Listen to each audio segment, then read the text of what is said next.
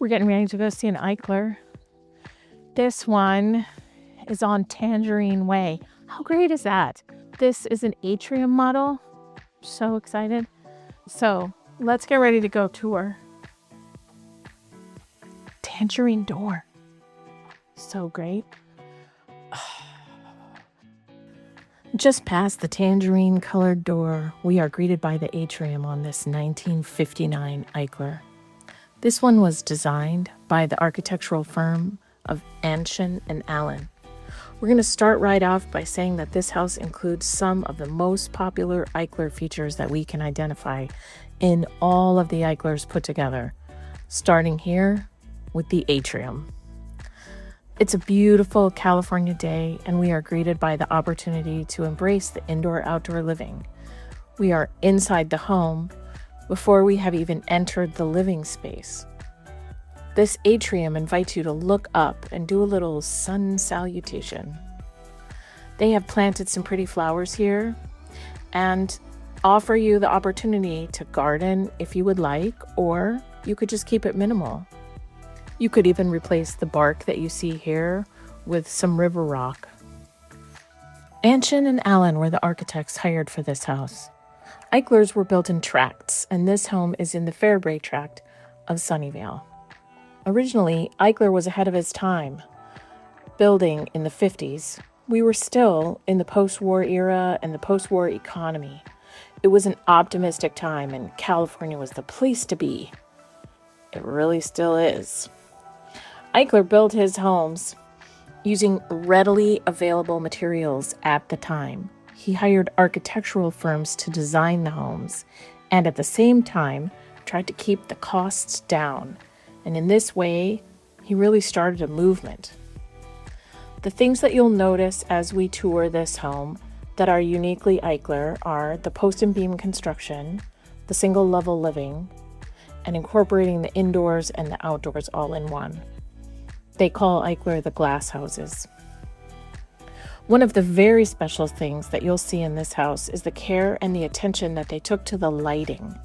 Sometimes when we walk through a home that was built in the 50s, we see all kinds of rails and tracks and LEDs and other nonsense that people have added through the years. Personally, I'm not a fan. Here, you'll notice that each room, there are correct lights. It does not look to me like they're all original. Many of them could be modern reproductions, but all of them are period correct and time correct fixtures that fit the house and suit it nicely. As we walk through different homes together, lighting is such an integral element, and it really sets the tone. It's funny because Eichler's designs bring in the light at all different levels. There are skylights and clerestory windows and full walls of glass to the atrium and to the backyard. Most of the bedrooms have windows or glass panels on two sides or more. And so the additional lighting sometimes is overlooked. But in this house, they have paid very careful attention to the fixtures that are installed, and those choices really stand out to me. Let's step back for 1 second and talk about lighting from a real estate perspective. All drapery and all light fixtures convey with the property, at least in California. Window coverings, pendant lights, sconces, anything that's attached to the house itself. So here we are looking at a great deal of extra value that is going to be transferred to the new owners. Case in point, there's a skylight in the primary suite vanity area. You could see yourself in the mirror with natural light, at least if you were getting ready in the daylight. That's smart design. Eichlers are known for being built all on one level. They use what's called slab construction, so there is no crawl space underneath the house.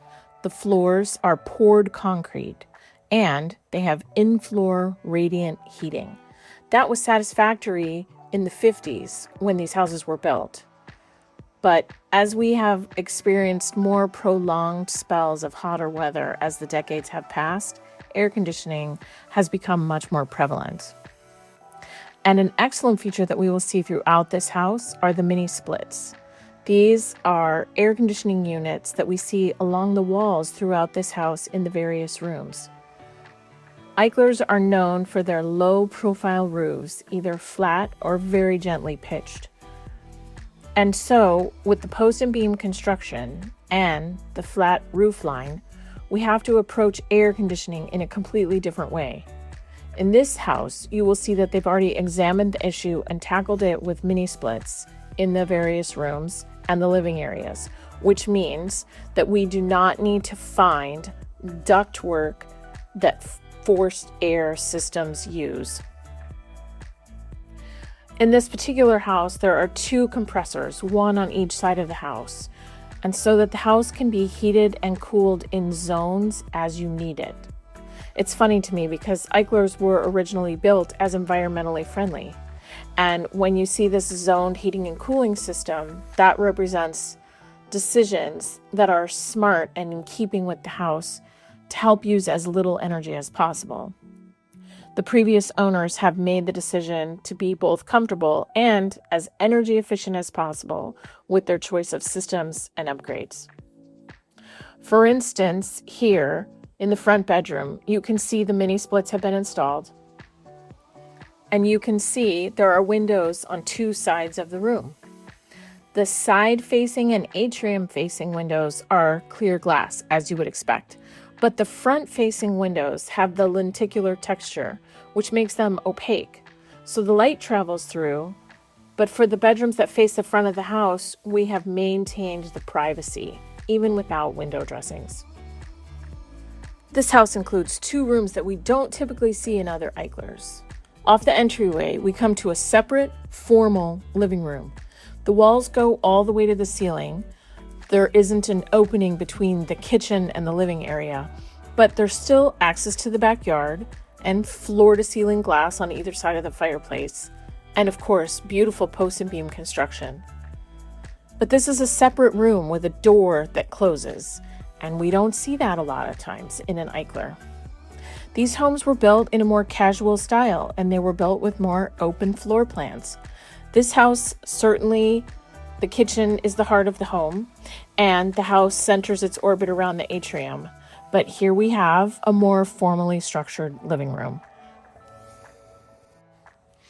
And now, wait for it, we have a bonus space. This could be a kid space, it could be a library, it could be a home office. And the fans of my channel, I thank you very much, know that this would be a craft room and a sewing room if the house were mine. This room sits in between the living room and the garage, so it could be an amazing drop zone and transition space. But let's remember, we're never going to need a place to remove our snow pants and our snow boots here in California.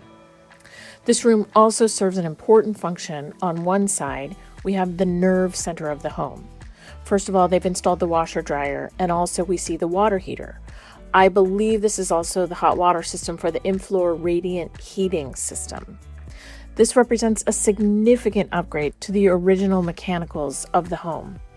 And if this house was at the top of your list as a contender, we would definitely request the disclosures and read all of the inspections and notes from the sellers. Out this door, let's go explore the garage. We will be on the hunt for a pencil sharpener.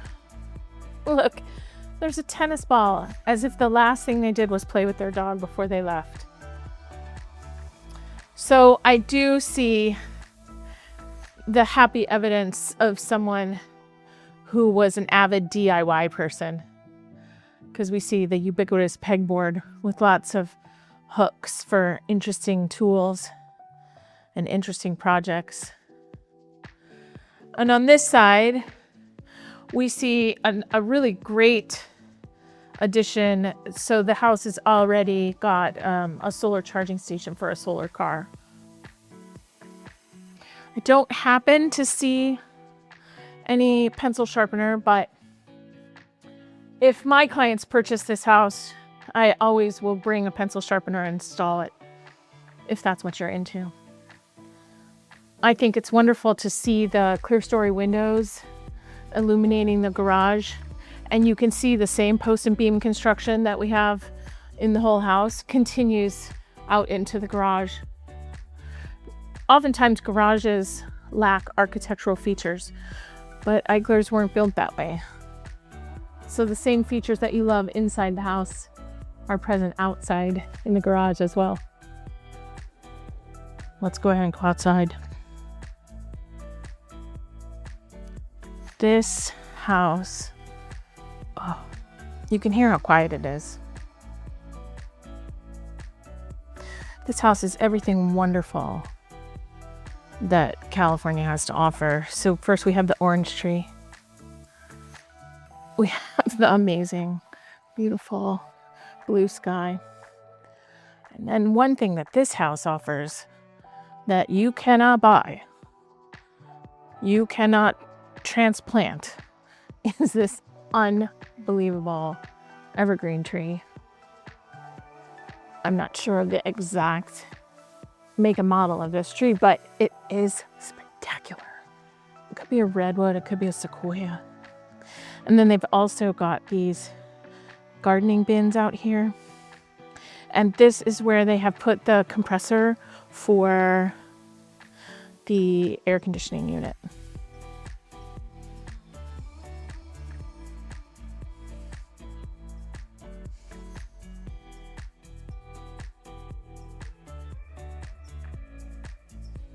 So what do you think about this house? Indoor, outdoor living, lawn, orange tree, you've got it all. So how'd you like that? Before we go, if you're a fan of mid-century, be sure to like and subscribe so I can keep making these videos for you. And if by chance you're in the market and you're in the Silicon Valley, reach out. Let's have a conversation. I would love to work together.